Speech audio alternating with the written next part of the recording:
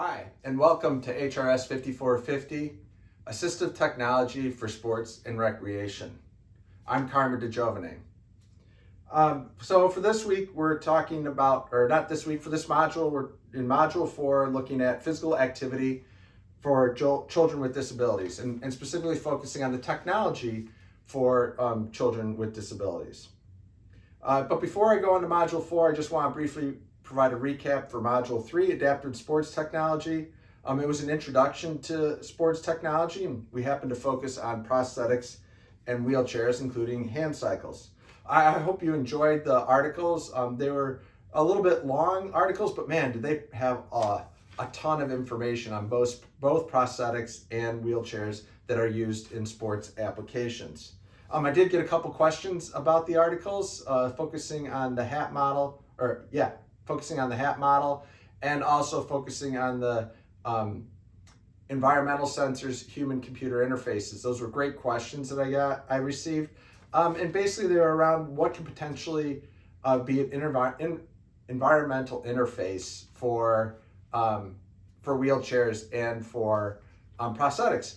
And the two examples I gave are, which aren't used a whole lot, but could potentially be used, are sensors like that are on Braze mobility sensors or Lucy sensors that could be put on a power wheelchair, could potentially be used for power soccer to help people understand or help people know what's around them, what's behind them and to their side that they may not be able to see when playing power soccer. The other example I gave could be sensors in above knee prosthesis, and those sensors could get a sense of the terrain and change the characteristics of the above knee prosthesis, the knee actuation and an above knee prosthesis based on the environment around them and the terrain around them. Is it a flat surface? Is it a rough surface? Stuff like that.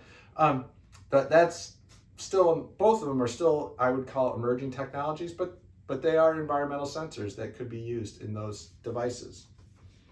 Moving on to the assignments for last week, I hope you found the Reading Insights discussion post helpful in your understanding of the articles.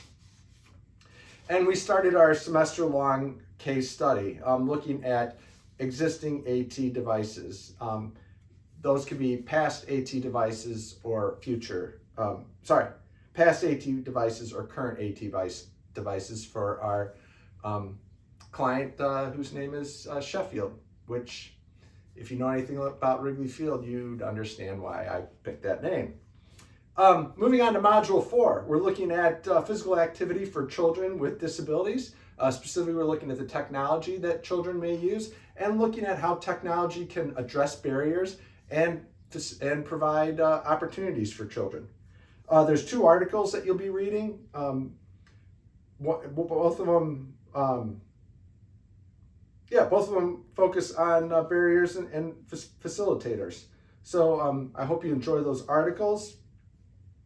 And I provided some reading tips in the reading assignment. So you can get a better sense of what I'm hoping for you to pull from the articles, what I think are the important parts of the article. So look through those reading tips. I'll use those reading tips as questions in a future Reading Insights discussion post. But that'll be coming in a later module.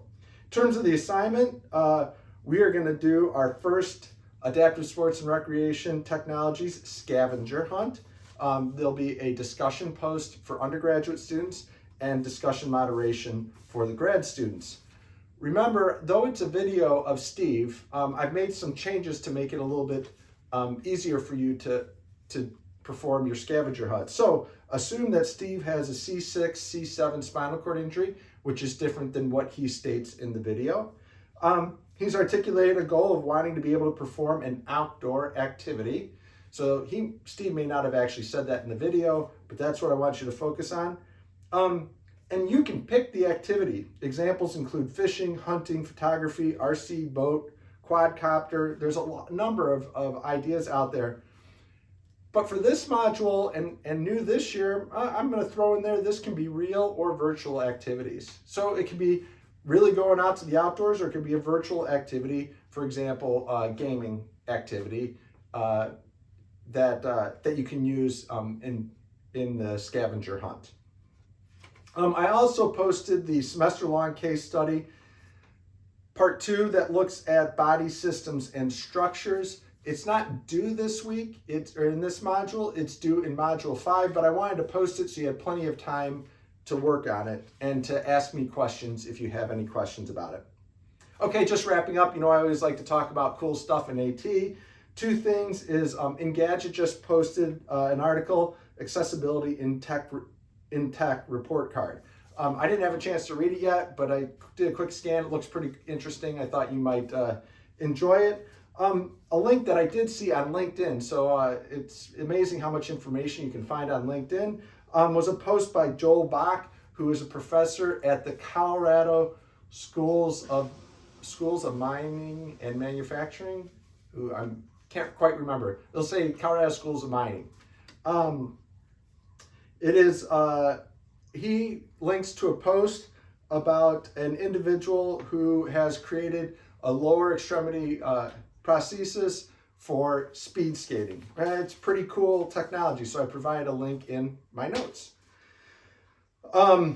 Want to end the module by just saying congratulations to the Cincinnati Bengals. It's so awesome that they'll be in the Super Bowl. Who would have thought? I don't have any Cincinnati Bengals paraphernalia, so I decided to wear my well-loved Chicago Bears hat, as the Bears tend to be perennial losers and Cincinnati tends to be perennial losers. I thought I'd wear this hat today, but the Cincinnati Bengals are going to win the Super Bowl in 2 weeks behind Joe Burrow. So, what an incredible season. We're super excited for the Cincinnati Bengals.